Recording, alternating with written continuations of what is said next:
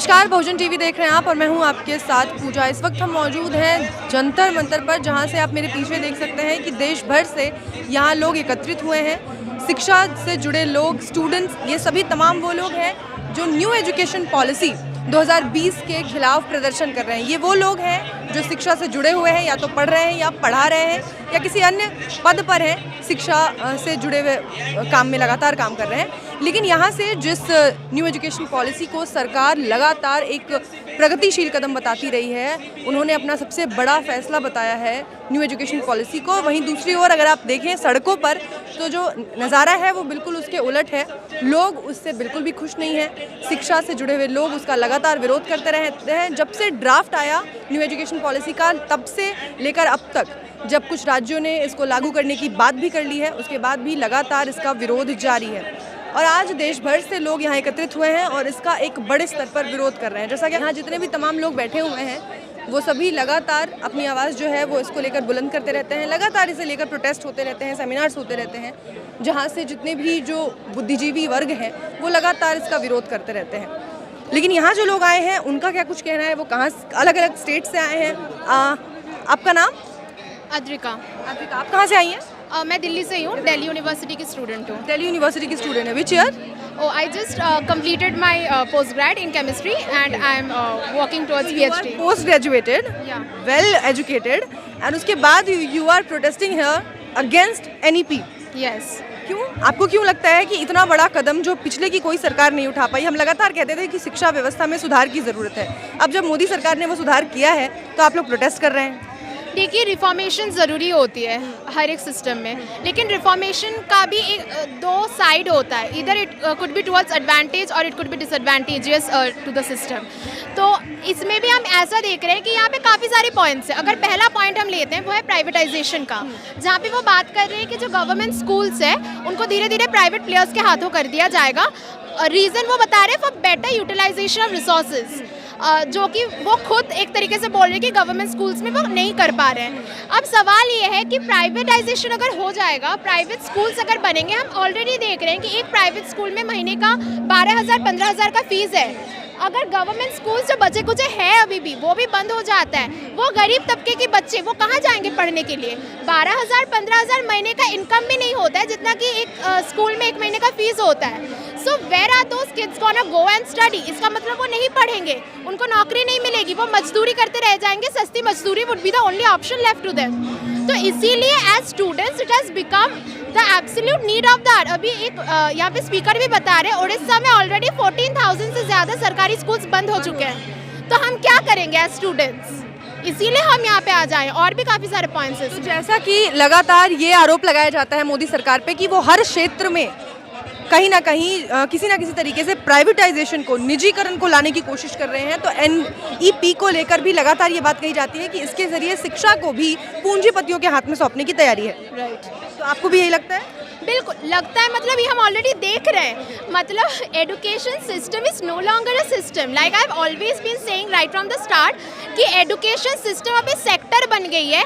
अभी financial budget में भी हमारी जो ऑनरेबल फाइनेंस मिनिस्टर है, she has opened the system out for investment by foreign companies. अभी हम वाइट है जूनियर, बायजूस वगैरह वगैरह देख रहे हैं। दीज आर कोचिंग जायंट्स जो इन्वेस्ट कर रहे हैं एजुकेशन सेक्टर में। They are not here for the education system. They are not here for giving students free education. Education is a right. लेकिन ये सब कुछ हम नहीं देख रहे हैं। तो इसीलिए तो ये हमें लगता नहीं है, ये कॉर्पोरेट्स को दे रहे हैं एजुकेशन सिस्टम को। Thank you so much. Delhi state secretary है मेरे साथ इस वक्त श्रेया। श्रेया, आप लोग लगातार न्यू एजुकेशन पॉलिसी को लेकर उसकी खामियां गिनाते रहते हैं, उसके बारे में बताते रहते हैं कि किस तरीके से वो नुकसानदेह है, लेकिन इसके बिल्कुल ठीक उल्टा सरकार इसकी खूबियां गिनाने में लगी रहती है। तो आपको क्या लगता है, लोगों को कोई कन्फ्यूजन रहेगा इसको लेकर? कन्फ्यूजन रहना तो नेचुरल है, और अभी सरकार जिस तरीके से प्रोपोगेट कर रही है नेशनल एजुकेशन पॉलिसी के बारे में, मतलब ये एक तरीका भी हम लोग अगर देखें तो जब नेशनल एजुकेशन पॉलिसी का ड्राफ्ट आया back in 2019, it was a long draft of 486 pages and no one knew that such a draft has come. When the policy document came, no one knew that a policy has come. Now when the students have started mobilizing against it, when the student have started a movement against it, now the government is trying to propagate in favor of national education policy. And अगर हम लोग policy document को भी उठा के देखें तो उसमें जो टर्म्स यूज़ की गई हैं, it talks about holistic development, it talks about critical mindset, it talks about scientific thinking. हम लोग भी तो चाहते हैं यही सब चीज़ें हों, but at the same time if we look at the proposals of the policy तो हम लोगों को समझ में आएगा कि वो इट्स कम्प्लीटली अ होक्स। वो उन चीज़ों को अगर इम्प्लीमेंट कर दिया जाएगा तो it's ultimately going to commodify the education system. वो बोल रहे हैं कि हर एक कॉलेज को हम लोग ऑटोनमस कर देंगे ना। ऑटोनॉमी की डिमांड हमारे देश के ग्रेट पर्सनालिटीज़ ने भी की थी, लेकिन वो किस ऑटोनॉमी की बात कर रहे हैं? एक तरफ बोल रहे हैं कि सिलेबस सेंट्रलाइज होगा, एडमिशन सेंट्रलाइज टेस्ट करके देंगे, सब कुछ सेंट्रलाइज होगा, लेकिन ऑटोनॉमी होगी कॉलेजेस के पास। किस बात की ऑटोनॉमी? कि आप अपने रिसोर्सेज खुद जनरेट करो। और एक कॉलेज को अगर अपने रिसोर्सेज जनरेट करने हैं then it is definitely going to hike the fee.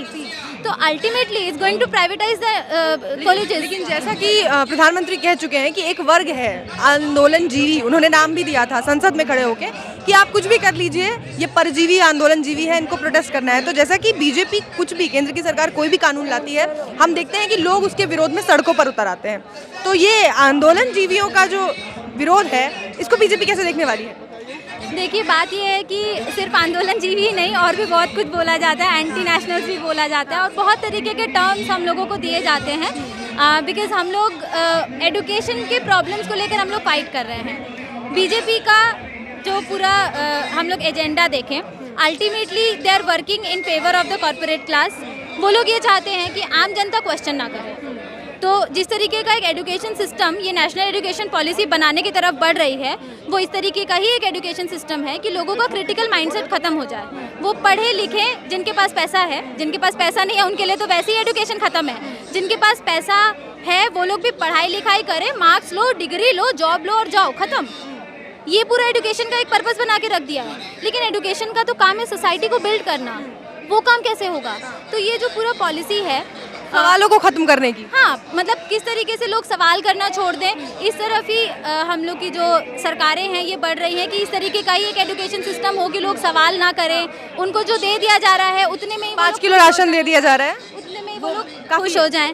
तो यही सब चीज़ें अभी सरकार कोशिश कर रही है। तो बहुत सारे टर्म्स तो दिए जाएंगे, लेकिन श्रेया, सवाल ये है कि सरकार की कोशिशें रंग ला रही हैं। 5 में से 4 राज्यों में सरकार ने अपनी बीजेपी सरकार ने सत्ता हासिल कर ली, तो उनकी तो कोशिशें रंग ला रही हैं, पर आप लोगों की ये जो मूवमेंट है, आप जो सड़कों पे उतर रहे हैं लगातार, हम कवर करते हैं, हम देख रहे हैं, वो कब रंग लाएगी? देखिए, इलेक्टोरल पॉलिटिक्स तो एक चीज़ है, इलेक्शंस जीतना हारना एक चीज़ है, और एक बात ये भी है कि सरकारें कोई भी आएँ, हम लोग देख रहे हैं आज़ादी की बात से ही कोई भी सरकार आए, ultimately they are making the policies in favour of the corporate class. आम जनता के फेवर में कोई सरकार पॉलिसी नहीं बना रही है। तो इलेक्टोरल पॉलिटिक्स एक मुद्दा है, but at the same time हम लोग देखें तो किस तरीके से पूरा देश भर में आंदोलन की एक लहर पैदा हुई है। Be it the farmers movement, MP में जो अनएम्प्लॉयमेंट के खिलाफ एक मूवमेंट हुआ, अभी एजुकेशन पॉलिसीज़ के खिलाफ जो मूवमेंट हो रहा है, तो ये जो मूवमेंट है यही हम लोगों के लिए एक रे ऑफ होप है। और farmers movement is the recent example कि किस तरीके से सरकार को झुकना पड़ा। बीट ईयर लॉन्ग मूवमेंट, लेकिन फिर भी तो सरकार को झुकना पड़ा।